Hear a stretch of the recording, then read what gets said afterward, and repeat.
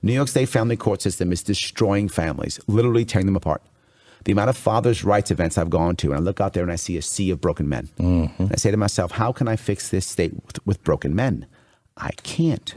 And the worst part is behind every one of those broken fathers is at least one broken kid, if not multiple.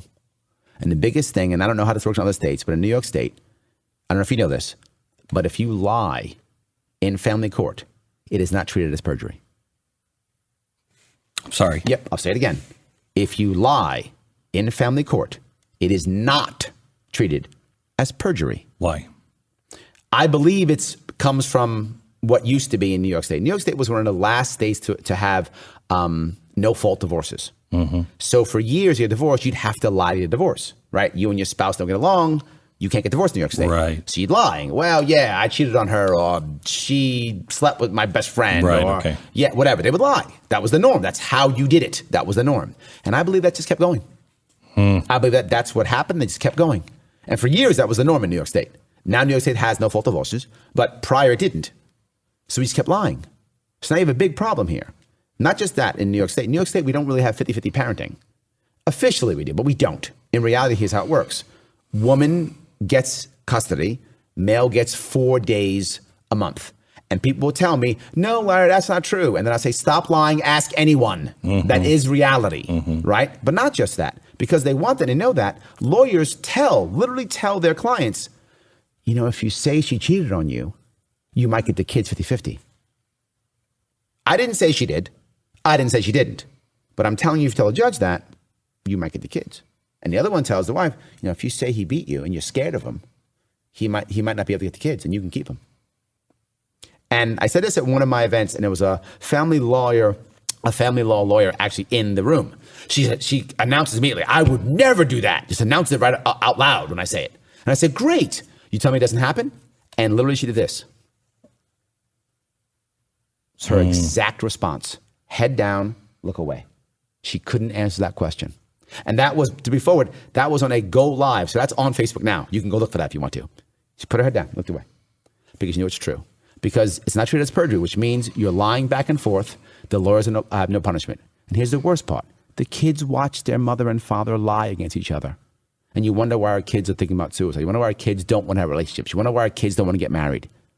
They're watching their parents destroy each other. People who, their image of motherhood and fatherhood is right there. And they're watching it destroyed. Now, no one else talks about this. Why? Here's the reason why. It's going to sound horrible, but it's true. If you're broken through family court, you don't have any money. Your money goes either to your kids or family or to lawyers. So you can't donate. I don't make much money on this at all. I haven't been divorced in New York State. I don't know how that worked. So I have no idea how that works. So I don't have a horse in this race. But it's wrong. It's wrong.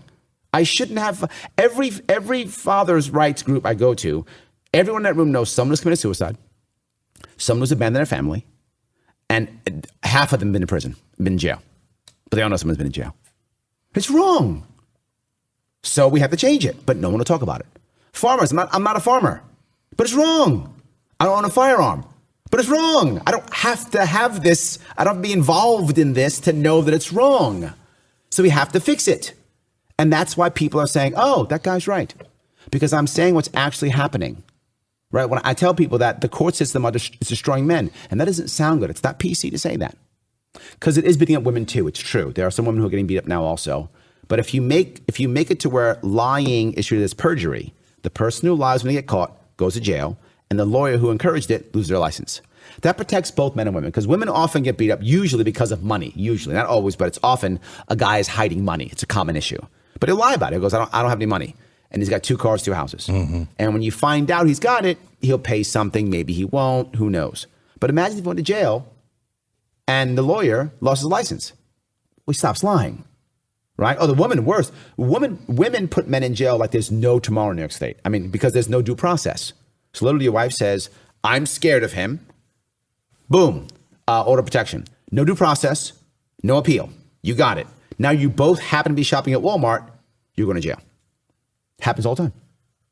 So now here's the best part. A judge thinks that's a good idea because, you know, you're a bad guy, obviously. Why? Because she said so. Where's the due process? Nothing. And isn't this the Me Too problem?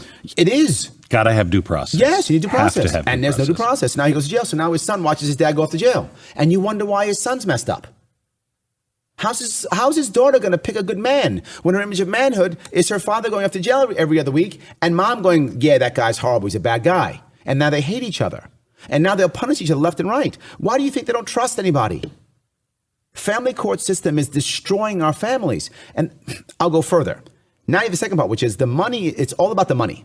And it should be about the kids. It's not about the kids. It's about the money. So what does that mean? That means now, John, you at one point made $100,000 a year in your life. You must now make that forever until your kid's 21. And I'm gonna make you pay child support as if you make $100,000 forever. How is that legal? Would you have to do that if you were married? No. And in a world where jobs literally go away in 5 years, companies pack up, your job may no longer exist in 5 years. And that's what you think is right? What is wrong with you, Judge? And then on top of that, till 21. So you have to pay an adult 18, 19, 20, 21. How is that legal? Your kid's an adult. Your kid's an adult.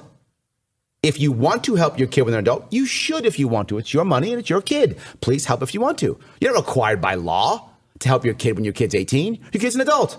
Good luck, kid. That's how that works. Not in a family court. You must. I'm still not done. You don't pay? Tell you what we'll do. I'll show you. I'll put you in jail. What idiot judge thought that was a good idea? Which one? Oh, I'll put him in jail. This way he loses his job and can never pay. And this way his kids see him in jail. Brilliant. Well done, Judge. Or I'll take your driver's license away. How stupid is that? Or this, the worst one, I'll take away your professional license because you didn't pay. This is my state. And we wonder why things are a disaster. And the last part of this is you have a situation to where we look at family court like it is the lowest court, the lowest form. It's the kids' table. Shame on us for that. Family court's the most important court. If you have good families, you have less criminals. If you have good families, you have less people fighting each other in civil court. Family court's number one. Look at all the jails. 80% of those men, they don't have fathers in their lives. Now, this part does bother me personally because my father died when I was 12. So I didn't have a dad in my life in those years. And I ran after the Marine Corps because I was searching for positive male role models. I didn't have them. Now the state takes them away. The state, you know how many people I've heard say, Larry, I pay, $1,000 every single month or $1,300 every single month, and I haven't seen my kids in 7 years. Shame on a system that does that. Because here's what I know. I didn't have a father for 13 through 17. I would have taken a broke dad any day of the week. Any day of the week. A dad who could only give me ice cream once a month. I'd have rather had a broke dad than no dad. And the state takes dads away, and we think we're okay with that? No. I'm not okay with that. I'm not okay with that. That's a change. And no one else talks about it.